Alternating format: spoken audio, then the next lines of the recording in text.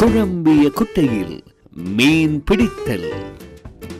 மத்திய கிழக்கில் ஏற்பட்டுள்ள போர் சூழலில் செயற்பட வேண்டிய விதம் தொடர்பில் ஐக்கிய மக்கள் சக்தியின் அக்மிமன தொகுதி அமைப்பாளர் விஜயபால ஹெட்டியாராச்சி இவ்வாறு கருத்து தெரிவித்தார். ஜனதாவட்ட இவக் தனே கரனா ஹுட்ட பட்டே. ரைனோ ரூஃபிங்கிடமிருந்து ரைனோ பிரீமியர் ரூஃபிங் தீர்வுகள். தற்போது இந்த நாடு மிகவும் துரதிர்ஷ்டவசமான ஒரு பிரச்சினைக்குள் தள்ளப்பட்டுள்ளது என்பதை நாம் அறிவோம். நாம் எப்போதுமே குழம்பிய குட்டையில் மீன்பிடிக்க தயாராக இருக்கவில்லை. இன்று நிலவும் இந்த போர் சூழல் தொடர்பில் எமது தலைவர் சஜித் பிரேமதாச இந்த நாட்டிற்கும் உலகிற்கும் சில விடயங்களை கூறி வருகின்றார். எமது கட்சியின் தலைவர் தொலைநோக்கு பார்வையுடன் இவற்றை எவ்வாறு கையாள்வது என்பது தொடர்பில், இதன் ஊடாக நாம் உலகத்துடன் இணைந்து எவ்வாறு வாழ வேண்டும் என்பது தொடர்பிலும் சர்வதேச ஊடகங்கள் இன்று எமது தலைவரை நேர்காணல் செய்து அவரது கருத்துக்களை பெற்றுள்ளன. இன்று இந்த நாட்டில் சிலர் அவரை பார்த்து ஏளனம் செய்கின்றார்கள், கேலி செய்கின்றார்கள். சப்மரைன்கள் பற்றி பேசும்போது அவரை பெரிய அளவில் கேலிக்குள்ளாக்குகின்றார்கள். ஆனால் பாருங்கள், தொழில்நுட்ப உலகில் வாழ நமக்கு சில விடயங்கள் அவசியமாகின்றன. அன்று 2ஆம் உலக போர்க்காலத்தில் இருந்த கருவிகள் அல்ல இன்று இருப்பவை.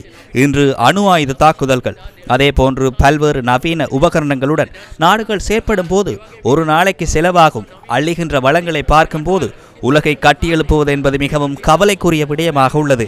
இந்த நாடு மாத்திரமல்ல, உலகை கட்டியெழுப்புவது தொடர்பாகவும் நமக்கு பிரச்சனை உள்ளது.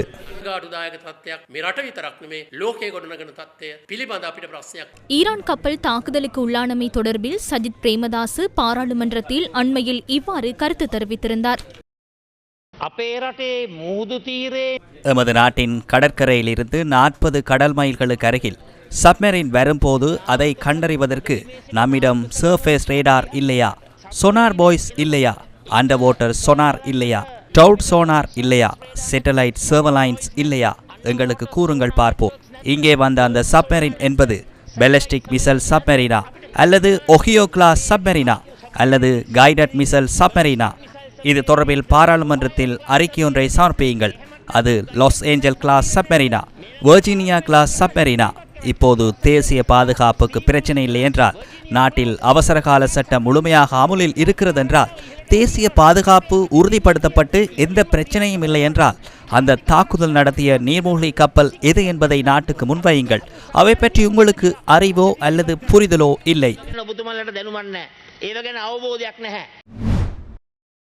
தேசிய இனமாக ஒன்றாக அணிதிரண்டு அந்த திட்ப அனர்த்தத்தை தோற்கடித்து 2-3 மாசத்துல இந்த நாட்டை நல்ல நிலைமைக்கு கொண்டு வந்த பொழுது இன்னைக்கு அதே மாதிரி ஒரு அனர்த்தம், மேன்மேட் டிசாஸ்டர்.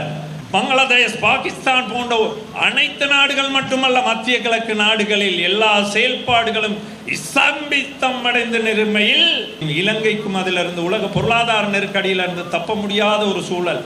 எதிர்கட்சி தலைவர் ஒரு சின்ன தம்பி இருக்காரு, சஜித் பிரேமதாச.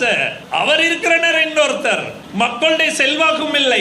இனி இந்த காலம் கடந்த காலாவதியான எதிர்கட்சி கூட்டணிக்கு ஒண்ணுமே செய்ய முடியாதுங்கிறது எல்லோருக்கும் தெரிந்த நிலையில், தென்னாலி ராமனின் விகட கதைகளுக்கு செவிசாய்க்காமல் இலங்கையர் என்ற வகையிலே இந்த நாட்டை கட்டியெழுப்புவதற்கு தோள் கொடுப்போம் என கேட்டு,